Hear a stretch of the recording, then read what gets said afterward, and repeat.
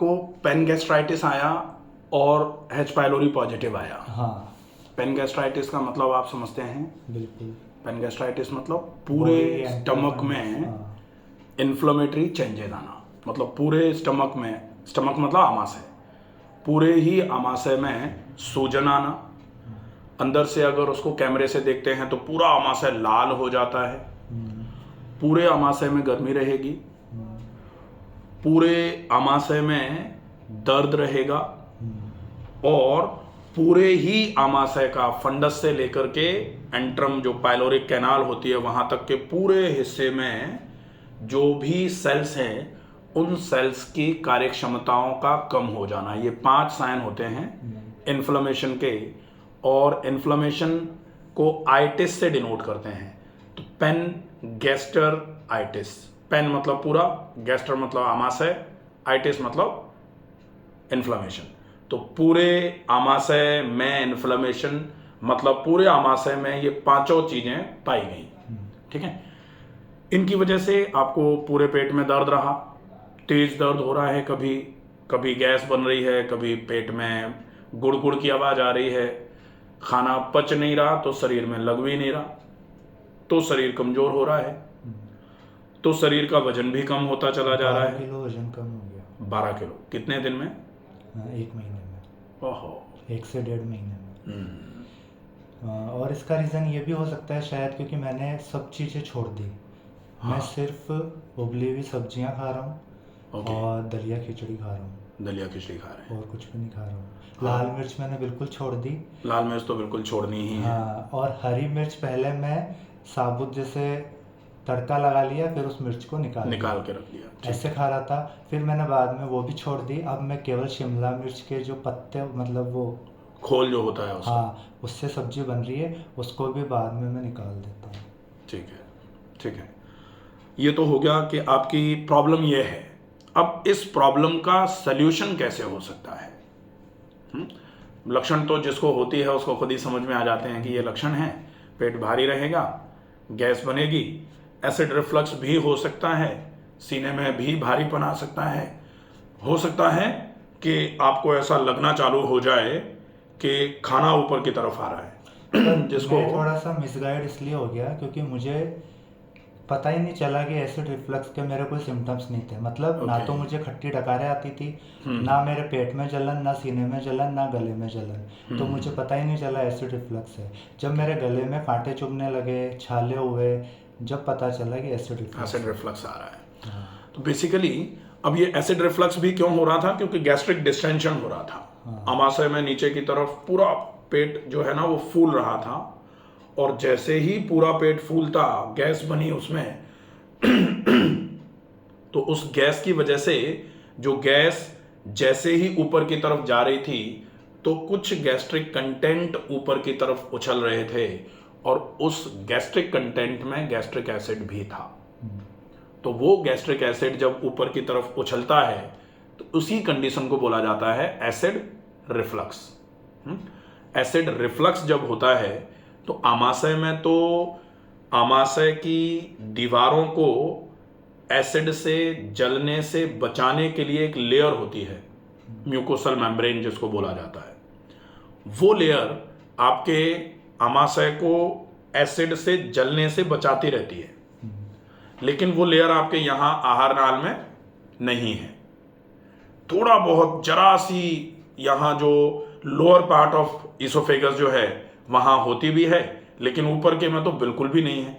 लेकिन जब acid reflux होकर ऊपर की तरफ जाता है तो इस पूरे में सूजन आ जाती है, और एसिड जब यहां तक चला जाता है गले तक, तो फिर गले में कांटे जैसे चुभना चालू हो जाते हैं, गला एकदम से सूखा रहना चालू हो जाएगा। आप कुछ निगलोगे तो ऐसा लगेगा जैसे कुछ चुभ रहा है गले में अंदर, और होंठ गोंद की जैसे चिपक रहे हैं। हाँ, वो डिहाइड्रेशन भी होता है।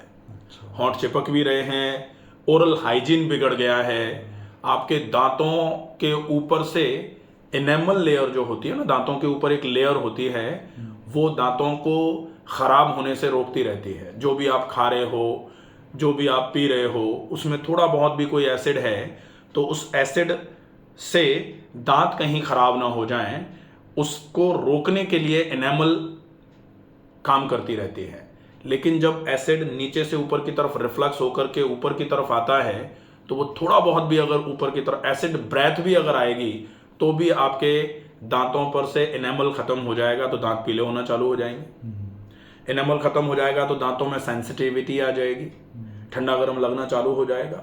और अगर कहीं दांतों के बीच में इंटरडेंटल स्पेस में कुछ फंसा रह गया तो ये बड़ा इशू बन जाएगा जो डेंटल कैरीज करा सकता है, कैविटीज बना सकता है। ठीक है, और अगर ये हो गए तो फिर वो कराते रहे, फिर अपन कोई रूट कैनाल RCT होता है ना, रूट कैनाल ट्रीटमेंट, वो सब के चक्कर में फंस जाते हैं। और इधर जबड़े में गालों में भी दर्द हो रहा है एसिड रिफ्लक्स। एसिड रिफ्लक्स की वजह से हो सकता है। ये भी हो सकता है कि दांत बहुत नुकीले हो जाएं तो बार बार करके जो गाल का अंदर वाला हिस्सा है वो दांतों के बीच में आने से कटे।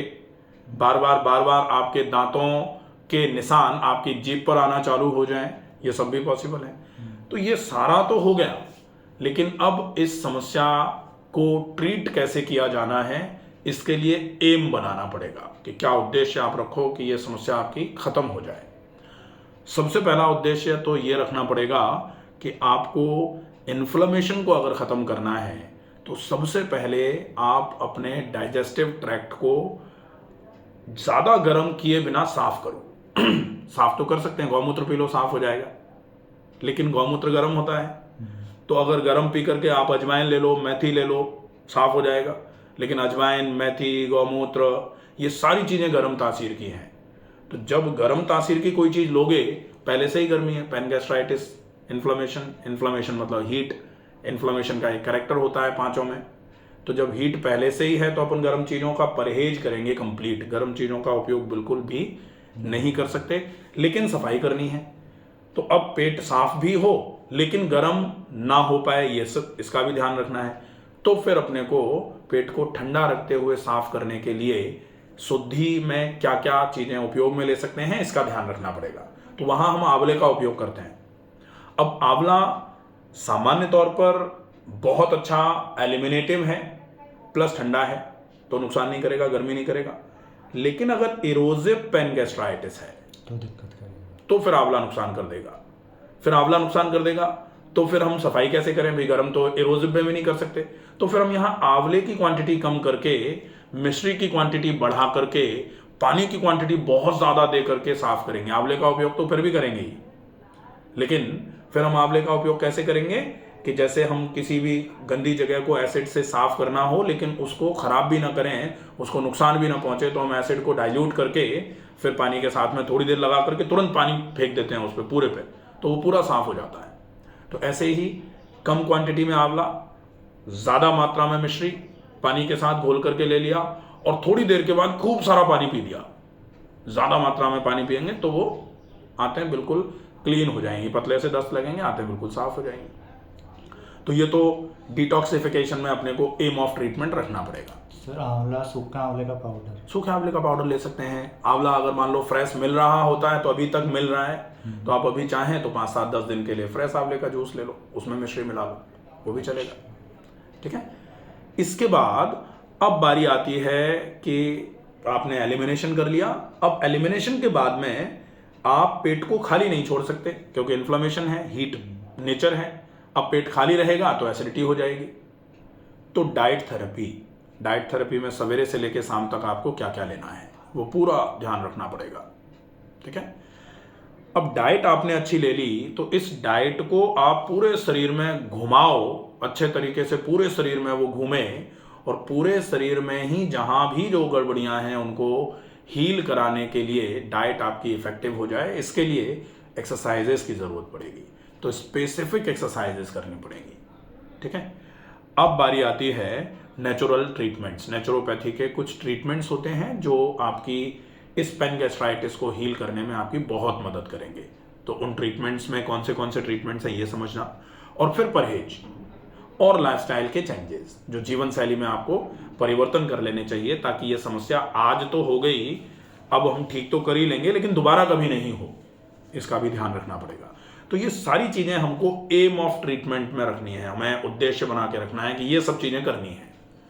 अब इनको किस तरीके से करेंगे उस पूरे तरीके को समझने के लिए हम पार्ट 2 अभी हम पूरा का पूरा आपको डिटेल में बता देंगे, तो उसको पूरा समझ लो, ठीक है। अकॉर्डिंगली फॉलो करोगे, सारी चीज़ें बिल्कुल क्लियर हो जाएंगी, कोई दिक्कत नहीं है, ठीक है।